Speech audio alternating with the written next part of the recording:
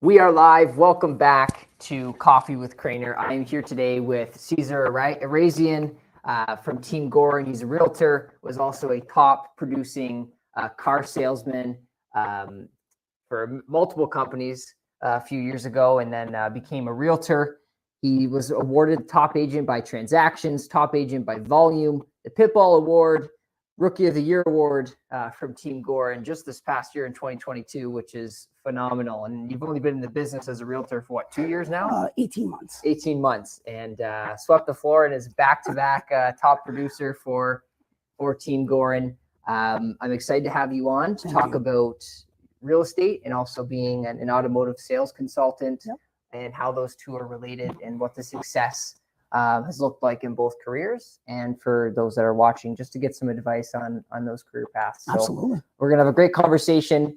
Happy to have it in person today. Thank you. And these microphones are actually sponsored by Cesar, so it's greatly appreciated, and I look forward to continuing to use them. So thanks for being here. No problem. Thank you so much for having me. Every show I ask a question relating to coffee. Yep. Where in Windsor, Essex is your favorite? I know you have something in the cup there. We do, absolutely. So it's cliche, but I obviously like my Starbucks. Like everyone else, I think Anchor House has been phenomenal for people that are willing to travel into Walkerville to get their coffee. I'm in Lakeshore, so I'm driving by the Starbucks before I get to work. My coffee of choice is a Grande Nitro cold brew. It's just, basic black, super energy, so it's the coffee of choice. And then, if I have to kind of fall back on a coffee that, isn't cold, it's just my Pike regular roast bold from Starbucks. Okay. This man knows his coffee is all I can say. I've never tried Nitro, so I'll have to. Yeah, it's really good. Have to give that a whirl for sure. I mentioned you were previously an automotive sales consultant. Can you walk us through how you made that switch to real estate? How did that happen? Absolutely. So for 13 years, I was in the automotive sector as a salesperson. Humble beginnings, was given my opportunity by the Revenberg family. Shout out to the Revenbergs from here. So I had gotten into the business, obviously to grind, to build a name, and obviously build a portfolio big enough. 10-hour, 12-hour days, very tough business, obviously very competitive. And that led to other avenues, a bigger portfolio, and then moved on to the Raffi Auto Group, very large, obviously one of the largest auto groups in Ontario, as we know, and they've branched off into the US. That led to different avenues. I was able to get to Rose City Ford, and thanks to John Chisholm and Sophia Chisholm, I was able to be a manager and learn the ins and outs of the business, which I really wanted to do. I wanted to be intertwined with the business to learn, the back end of it, not just sales. And that branched out to my final spot, where I was hired by the Lanou Mayhew Group, Tom Mayhew and Craig Lanou, with their dealerships at Motor City Chrysler, Lanou Chev, and Premier Cadillac. Shout out to those guys also. And the chip shortage happened, where the automotive sector took big nosedive in inventory. And I was doing anywhere between 30 to 35 cars a month for volume. And I had dropped down to about 5-6 cars because we couldn't sell vehicles anymore. COVID gave us that uncertainty. So that led to my mentor and current boss, who actually has been reaching out to me for the past decade to make the transition into real estate. And I had to make the leap of faith. So it went from being a top producing automotive salesperson to literally jumping right into Humber College and going full time in a record pace in, I believe it was 68 days, where I completed the Humber course and signed on with Team Goran RE CARE Realty.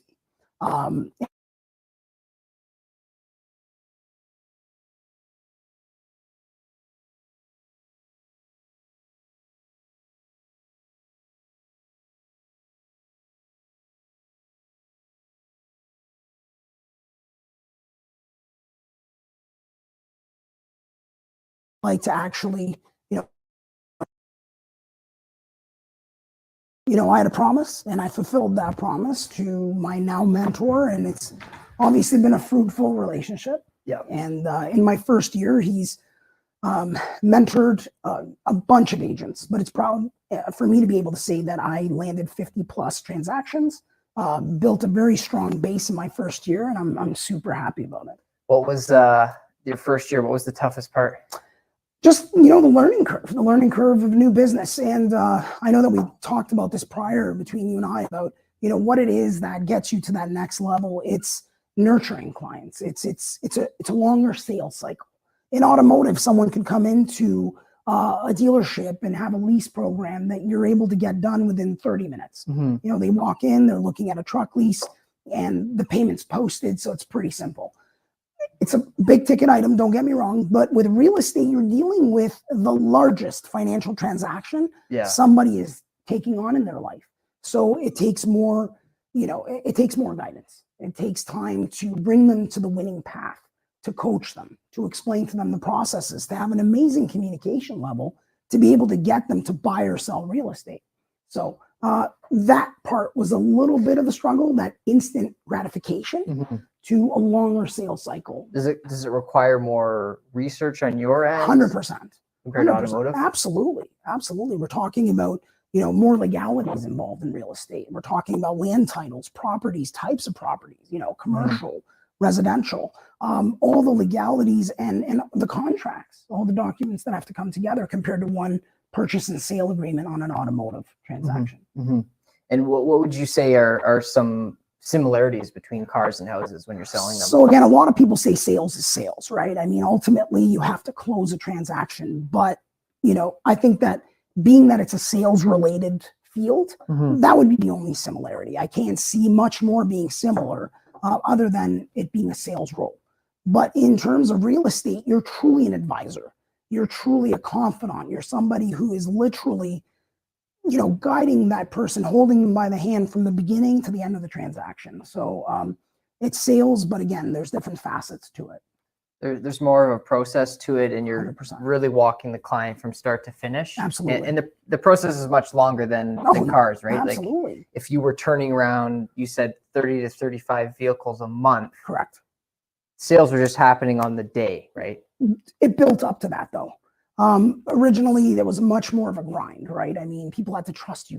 You had to get your name out there. After a while, it turned into appointment-only basis where people would come in and they would wait their turn and pretty much say, I have to see Cesar to get a lease deal. To this day, I still get phone calls from people saying, who do I go see? Where do I get the next lease deal? And we even had an interaction. Obviously. So I'm proud to say that I still help as many people as I can and, funnel them to the right people in the industry, but I'm fully hands off, and real estate's my baby, and brick and mortar's always been something that I love.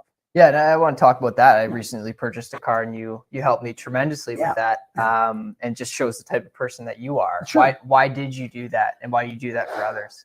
If you're not getting anything in return at all. Absolutely. I mean, it had nothing to do with a financial tie to the opportunity. It's just help as many people as you can.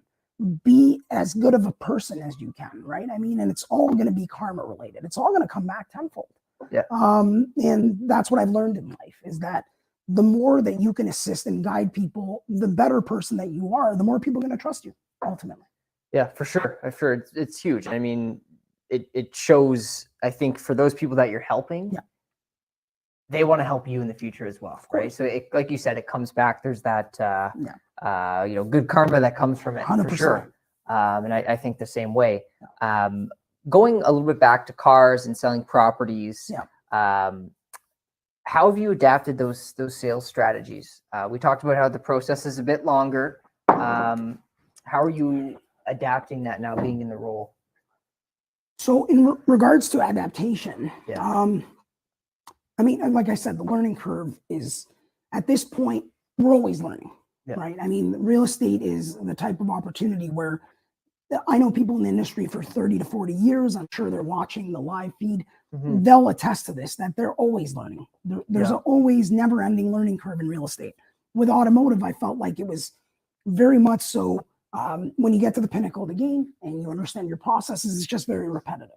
Whereas in real estate, you have to adapt. You have to grow and learn that each transaction comes with its own perils, its own successes, and the learning curve is much bigger.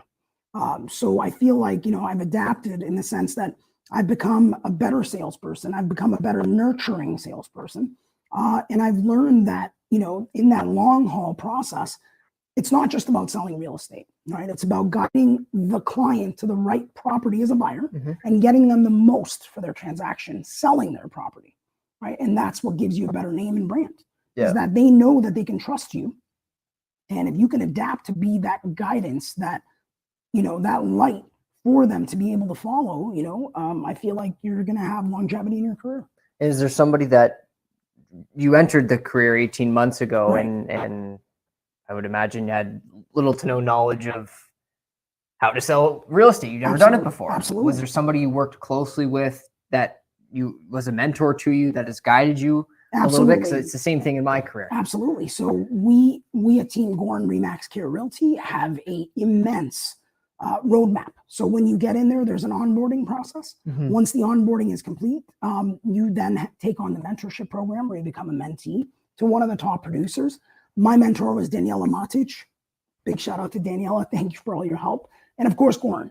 Goran's oversight is with everyone on the brokerage. It's not like he doesn't hear, see, or be involved in all of it. So yeah, and we have training constantly. For example, tomorrow morning, we'll be at the WFCU Center as a group. About 3 weeks ago, we had the Power Up in Real Estate event that Goran hosted. Last week, we were at the the Caboto Club. So every week there's constant in-person training. Every morning there's Zoom meetings at 9 a.m. So we're ever evolving, ever learning, and we're a group that's intertwined. So if there's any issues, anyone on the team can help. We obviously have office managers. We have transaction managers. We have Elizabeth Duchesne. We have Jen Bartnick. And they're immense wealth of knowledge. Yeah, and without that, it's tough starting out on your own. Right, just like you. I mean, when you have questions, you have Joe, you have Ron, and you have people you can turn to. Same thing with us. So it was a huge selling factor for me to join this business, is that I needed somebody there that could help me whenever I needed. Because you need that guiding light. Of course, big time. I just want to flip the switch a little bit to talk about building trust. And we had a conversation about this a bit earlier. How do you establish that trust with your clients, whether it's selling cars and selling homes? It's something that I think anyone that's entering sales, it needs to know about. So how do you do that? So for me, the key component, I've always said this in videos prior and interviews prior, just like in real estate, it's location, location, location. In trust, it's communication, communication, communication. If you're not communicating with your clients properly, and you're not providing the knowledge to be able to get them to the finish line, and you're not readily available for them, because the aura behind real estate, and again, no knock to the industry or to any other agent, I say that right up front, you have to answer your telephone. It's tough to get a hold of somebody if they're not driven to help their clients. I'm available 24/7. It's tough. It's a tough gig. I think you answer text message in like 30 seconds. And not even. People kind of joke about it. They call me Twiddle Fingers because I'm like Johnny on the spot. And I think that's what it is. You have to be available for your clients to, it's a very nerve-wracking process. You got to understand, we're talking about hundreds of thousands, millions of dollars invested into their largest financial transaction. You have to be there, and you're on the other end of it when you're obviously funding the transaction. So whether it's me or you, whether it's any facet of the business of a professional that's lending or guiding as a realtor or a broker or an agent, you have to be there. You have to be able to communicate with them, whether it's a buyer or seller, in any part of their transactions. You have to be able to communicate properly. You have to be able to calm their nerves. You have to be able to give them the guidance that you're on the right path. That even in a heating up market at the moment, as you can see, we're in multiples again in this crazy market that we're in because of inventory restrictions. People are in multiples. You might submit several offers and not win. So that might cool the buyers off, where you have to communicate properly that you're there to make sure that ultimately you're going to get the job done. Sellers, on the other hand, they can have properties that would sell in 48 hours. They can have properties that, if not priced correctly, or if you're not spearheading it correctly, it could sit on the market for 2 to 3 months. You have to be the agent that has to be communicating with them to get them to the finish line. It's not about just putting a for sale sign and just, booking showings. It's about letting them know on a day-to-day, week-to-week basis what the next steps are to get them to the finish line. And on that, when you became a realtor, were there things that you didn't realize you were part of selling? 100%. 100%. I mean, the time and effort that goes into real estate is immense. I mean, I didn't think that it would be this much effort that goes into the process because, you know, I've had agents myself before I became an agent and they made it look so easy, right? But then there's so much heartache that goes in behind the scenes. Yeah. And what is that exactly that? I mean, it could be anything. It could be whether it's an inspector you got to bring through the property, issues with the property, that you didn't see in your initial walkthrough when you put a conditional offer in and the property needed an inspection, financing issues where somebody got, you know, the financing necessary, but didn't use the right mortgage broker. So their funding fell apart. And these are all things that as, you know, the tape or the glue of the system, we have to bring together and keep in place, right? So people think it's just offers and closing dates and everyone's happy and realtors, you know, make a ton of money and that's it. But there's so much more to the business. And how do negotiations work? You know, how does one successfully negotiate a deal? So it's a little bit different for every realtor. Yeah. For me, I'm obviously getting the award for Pitbull for a reason. I mean, I'm always on the offensive. And I believe I have to fight for my client's best interest. It's a fiduciary obligation that they're becoming my client. I'm always on the offensive. Of course, I can play it defensively, but I've succeeded because I've always attacked. To get them the best deal as a buyer and top dollar as a seller. That's the goal. And do it in the cleanest and smoothest transaction possible, if you may. Yeah. So for me, it's negotiating, but negotiating. And again, it's a sandbox. So we're all in it as realtors. So I'm proud to say that we all have to actually work together to get everyone to the end line, whether it's a seller or a buyer. But for me, it's thinking about my clients and what I have to do to get the deal done. So I'm much more aggressive than the average realtor. And, you know, I'm not going to hold back and say that. What do you mean by aggressive? You know, people, like, are you going into a room and offer presentations come up and you're yelling and screaming? No, what do you mean by it? Of course not. Aggressive in the sense that I'm approaching the opportunity so that my buyers may not have to go into multiples. We might preemptively get the deal done because I feel like the property is clean. It's definitely a property we want to approach. It checks all the boxes off. We're financially ready. And to instead of being in that multiple chaos, I might approach the listing agent and convince them to take an earlier offer and a bully offer. And that's just one method. There's several, obviously. We don't want to go into the secrets. Hey, you got the secret sauce. We don't want to reveal it all. You mentioned, just going back a little bit, because we have some time here. Sure. 30 to 35 cars a month. Correct. That is a ridiculous number. Yeah, it was. How did that happen? So when I got in the business, I was hungry, obviously, right? I wanted to prove that I could be one of the best. It takes a lot of time. It takes a lot of energy. It took, again, some sacrifice. Family time was taken away in my early career in the first 3 to 4 years in the business. I was lucky enough to take on a few portfolios of legends past in the car business where dealer owners decided that they wanted to hand me down, you know, these books of business where I could dig in deep and bring back the clients back to their dealerships. So I took the task at hand and built on that portfolio, and it turned into, you know, basically the analogy of the snowball going downhill into a boulder. And that's what happened. Towards the end of my career, I had people that trusted me, and, you know, I became a household name in the car business. And I want to bring that exact same feeling into real estate. I want to make sure that when people say that I want to reach out to somebody that I can trust, that's going to get the job done, my name would come up. And was it, you know, having that book of business referrals that would absolutely, you know, eventually just take place automatically?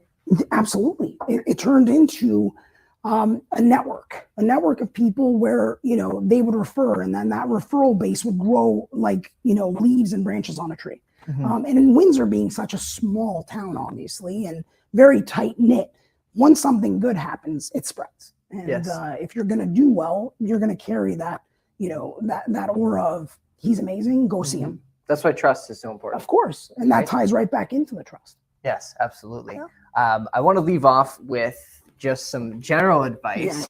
What would you give to somebody that's looking to, we'll just focus on real estate. Sure. They're looking to become a realtor. Sure. What would be that advice you'd give to them? Jump in wholeheartedly. Don't do it where you're focusing on multiple careers, doing it on a part-time basis. Real estate's very grueling. It's a tough industry. It's a cutthroat industry. So if you want to be a part of real estate, you're going to have to jump. You're going to have to take the leap of faith. You're going to have to go wholeheartedly into it. Study, complete your licenses for all the new agents out there, get your Humber degrees, and then interview brokerages that you feel are going to be, working to your benefit, working to help excel your career, and providing you the best path to success. That would be my advice to the young agents. What about income stability? Obviously, you jump into this role Right. wholeheartedly. Sure. There's nothing to fall back on. So, and again, anyone that's ever succeeded in life in any sector of any part of business has taken that leap of faith. And I'm not against somebody doing it on a part-time basis, but if you're really looking to take it to the next level, you do have to take the risk. And again, same with you. You're a mortgage agent and we're commission-based people. If you're not funding a deal, you're not getting paid on it, right? Yes. So, in the most successful people, if you ask anybody who's been successful, from the Elon Musks of the world, all the way down to, somebody who is head of operations or somebody that works in a manufacturing facility, let's just say, if you're not wholeheartedly into your job and you're half, 1 foot in and 1 foot out, Yes, you can't succeed. That's my honest opinion. Yes. Yeah. No, I completely agree. It's tough, right? Not having that stability, or they're in their current job and they're on the fence. Or like, I don't know. You're going to go from, let's say, 50, 100 grand a year to waking up every day unemployed, not knowing if you're going to get your next paycheck, right?